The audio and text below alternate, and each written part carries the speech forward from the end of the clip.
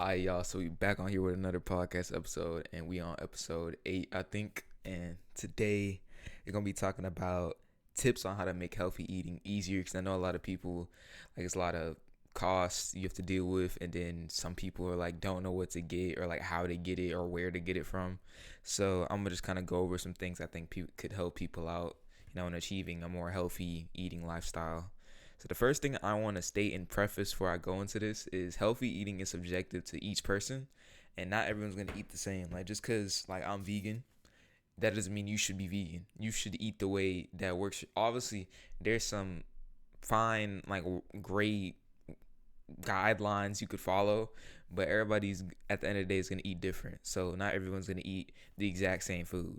Some people might eat similar foods, but everyone's gonna eat a little bit different. But there should be some principles that everyone follows. But just saying, because if you don't stick with it, and it's not sustainable for the long haul, it's no point in doing it. Because like you see keto and then paleo and then all these weird diet like carnivore, like it may work for some people, but for a lot of people it is unsustainable. So if it's unsustainable, you shouldn't do it because you're not gonna stick with it. You have to do what works for you, but make sure it follows, the studies that have came out and things that people know that are quote unquote healthy.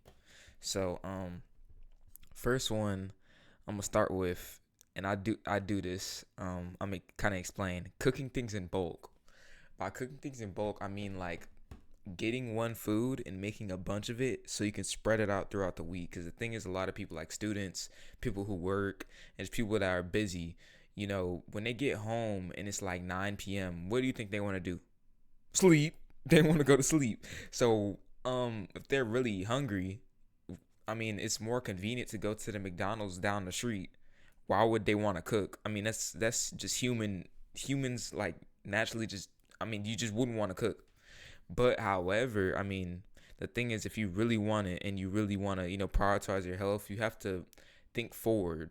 So cooking in bulk helps you think forward. So, example, cooking in bulk, you could get a rice cooker, get like 2 cups of raw rice, throw it in there, may be done in like 15 to 30 minutes. It's pretty quick.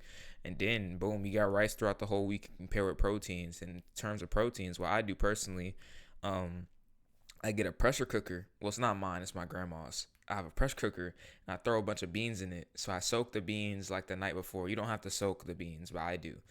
You can soak the beans the night before when you wake up, and then you put it in the pressure cooker, maybe 30 minutes, and then boom, you got beans throughout the whole week. You can do the same thing with like ground protein. If you want to make ground turkey, throw like a pound or two in a skillet, cook it up, put it in some meal prep containers. You can do that with steak, salmon, tofu, tempeh, anything, and then just spread it out through the week. So, like, let's say, oh, I'm hungry, or oh, it's time for dinner. You can grab that protein, warm it up in the microwave or on the skillet, and then warm the rice in the microwave. Maybe throw some broccoli in the microwave, or if you have a steamer, do that. But you could throw broccoli in the microwave or vegetables in the microwave and put some salt and black pepper. They taste pretty good. But if you want to get real fancy, you can use a steamer. I put I think on my I put a ground tofu and jasmine rice recipe on my Instagram. There's a steamer if you want the link. It's in the link in the description. But you can use a steamer, put it on the skillet, put it in the air fryer. Air fryer is really convenient. You just throw stuff in there and forget about it until it goes off. But yeah, just making stuff in bulk, and then just meal prepping in general, like overnight oats. The overnight oats thing I posted, you could make like I make you can make 5 to 7 things of them to spread out the whole week. So when you wake up, you don't have to worry about, okay, what am I eating for breakfast? It reduces the risk of decision fatigue. You just wake up and then you just grab it, and it's dead simple. Or you could just make a smoothie, and a smoothie's pretty quick. So you could either do a smoothie or I would recommend overnight oats, because when you wake up, you just go in the fridge and grab it. So yeah, but just meal prepping. Uh, yeah, I kind of just said like planning ahead, and then kind of on this isn't really meal prep, but this is just foods I'd recommend. I would recommend getting frozen fruits and vegetables, and it's kind of like a negative connotation with them because I don't know why, but someone was like, "Oh, 'cause since it's frozen, it doesn't have as much nutritional value." The funny thing is, there's a study. I ain't gonna lie, I don't know exactly what study it is, but you can look it up if you like. Don't if you think I'm lying, but uh, they're saying that like frozen fruits and vegetables have less nutritional value, And I mean, if you think about it, like even without looking at the studies, if you think about it, if it's frozen, wouldn't it hold the nutrients longer because it's frozen? If it's fresh, I mean, fresh fruit and vegetables, if you leave it in the fridge for too long, it'll mold up and get gross. So I mean, if it's frozen, it can last longer. So wouldn't the nutrients last longer? That's just how I thought of it before I saw the actual proof. I mean, you need actual proof and like data to back that up. But I mean, if you just think about it, like if it's frozen, wouldn't it last longer? But frozen fruits, vegetables, like you can like frozen fruit, like let's say blueberries. I use frozen blueberries for my overnight oats because first of all they're cheaper, and it tastes pretty good. And then I mean it's more convenient because it lasts longer. You don't have to keep getting more of it. So over the long haul, it's cheaper because you just get one big bag of frozen ones instead of getting multiple containers of fresh ones. You know what I mean? And then for vegetables, I get like frozen broccoli, frozen Brussels sprouts. Pretty much the same thing as fruits. Like it just lasts longer. You don't have to keep getting more of it. So it's pretty much a little bit more convenient and it makes more sense in the long haul. And then another thing, you could start getting into canned foods. I'm not really the biggest canned food person. I just started getting canned beans. So like I said, I normally soak them, but like canned beans are pretty cheap. Like I get organic ones personally because I just like a lot of my stuff to be organic for certain reasons. But I can go into that in another podcast. If I mean, organic isn't that deep. Like if you eat like sweet potatoes and like tofu, you probably want to get organic because of the way it's produced. But anywho, um, like certain vegetables you might want to get organic, but like to be honest, it's not that deep. It's still a nutrient dense food. It's not that deep. So but anyway, like canned foods, like canned to like tomato puree, canned tomato paste, canned black beans, canned chickpeas. They got canned tuna. People are into that because tuna's high in protein. Canned salmon, canned chicken sound OD, but if you want some protein and you like chicken, I ain't know. Go for it. But I wouldn't eat that. I mean, but anywho, yeah, it's a lot of canned foods and they're cheaper and they're still nutritious. So, and the main thing I'm trying to get at is they're cheaper and they're more convenient because with canned beans, all you have to do is put it on the stovetop, or you can drain it and like bake it, or you can roast it to make it crispy. Like, but the easiest way for, in my opinion, would be put it in the microwave or put it on the stovetop, and then boom, you got a decent source of protein. So I'd recommend that. And then canned corn, canned peas, stuff like that. And then they have canned sweet potatoes, I think, and then canned carrots and stuff. Um, and then another thing, buy in bulk. This is where Amazon comes in handy. The thing with buying nuts and seeds and grains, especially nuts and seeds, it can get like, bro, the prices get crazy. Cause I think I shop at Sprouts, so if I go to Sprouts and I want to get some walnuts for like 12 ounces, it's not even that much. Cause the thing with nuts, you go through them pretty quick. Cause I mean it's not that big of a serving size. But anyway, like it's like, hold on. I'm finna look it up right now. Cause I want to be precise with this price. Cause I know it's OD in terms of price, but I just don't know the exact. It's probably like 12 something. I was close.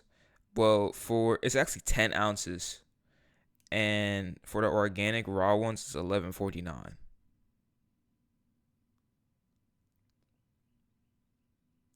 11.49. I ain't gonna hold you. I ain't paying for that in my right mind. You crazy? Tripping? No, no. I'm cool on that. So anyway, if you go on Amazon, if you go on Amazon and you buy the same exact thing, you can get more. It's gonna be more because it's gonna be more money because it's more like literally more of it.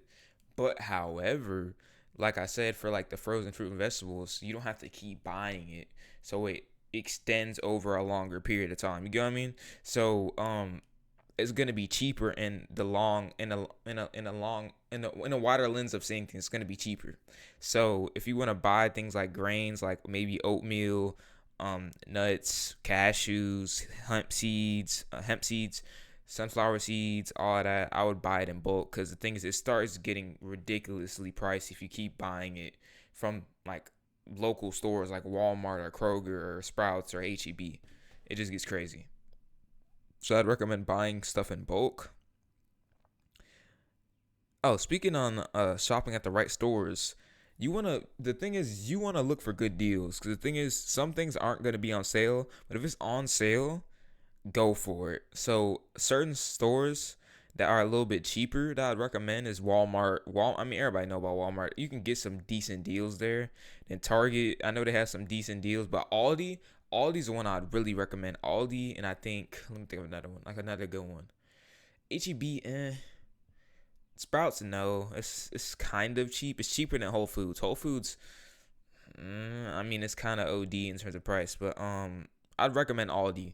But the thing is, I think with Aldi, I don't know if they still do this. Last time I went, I was like in elementary school, but I think you have to use a little coin to get the cart. But it's like $1.49, I think, so it's not that big of a deal. But um, yeah, Aldi, I'd recommend that.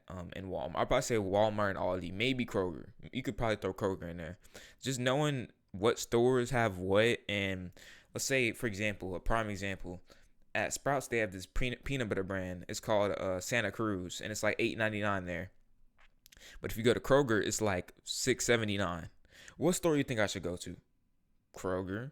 So why wouldn't I go to Kroger and get that? But I mean, if I'm at Sprouts and I'm just there and I'm there and I see it, I'm gonna grab it. It's a little bit more, but over time that stuff's gonna add up.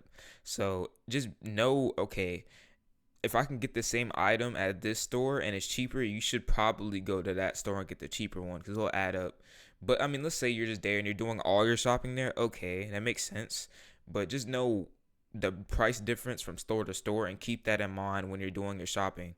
And just make sure you plan ahead. And like, I would probably, for me, I plan ahead probably on the weekends, like Saturday, Sunday, and I'm like, okay, let me start thinking of my groceries. So I'll like go into Instacart, I'll put in all my groceries. I'm like, okay, at Sprouts I'm gonna get this, at HEB I'm gonna get this, and then boom, Monday I just order it.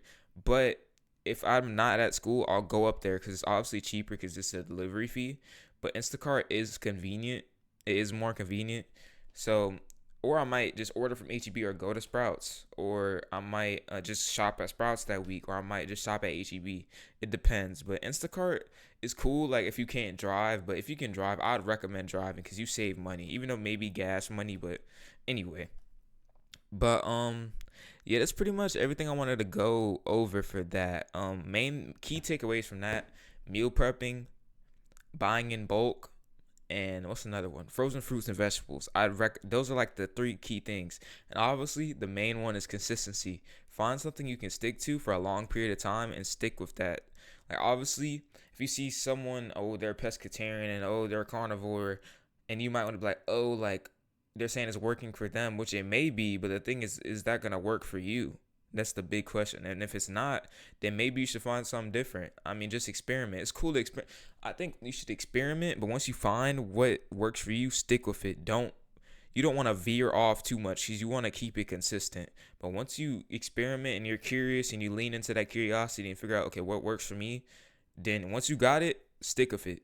Don't let other people's opinions veer you off from what you really want to do. So if you find a dietary pattern that people are like, oh, why are you doing that? And da, da, da.